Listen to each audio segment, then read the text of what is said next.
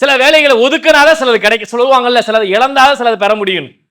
சில விஷயங்களை இழந்துதான் ஆகணும். சில வேலைகளை விட்டு கொடுக்க வேண்டிய அவசியம் தான் இருக்கும். பரவாயில்லை, இந்த ரமலானுடைய மாதத்தை விட உலகத்தில் வேற பெரிய காரியம் சிறந்ததா எனக்கு வேற எதுவுமே கிடையாது.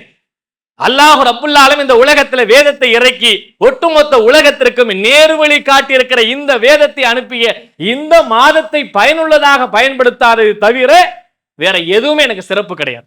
நபிகள் நாயகம் ஸல்லல்லாஹு அலைஹி வஸல்லம் சொன்னார்கள், எவ்வளவு பெரிய பாக்கியமான விஷயம் பாருங்க.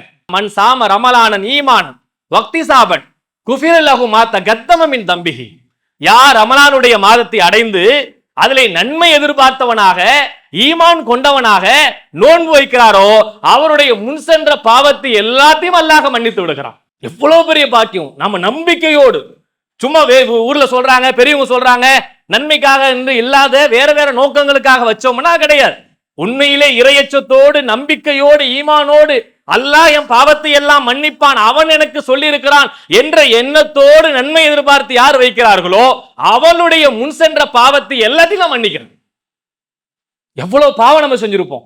நோன்பு வச்சா ஒரு நன்மை இருக்குங்க, அந்த எண்ணத்தோடு வச்சா முன் சென்ற பாவம் எல்லாம் மன்னிச்சிடலாம்.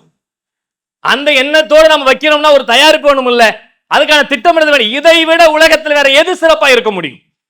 எல்லாத்தையும் எல்லாம் மன்னிச்சிடலாம். முன் சென்ற பாவத்தை எல்லாம் பாவம் மன்னிப்புக்கு தானே நோன்பே, அல்லாஹ்வுக்கு நன்றி செலவுக்காக நோன்பே.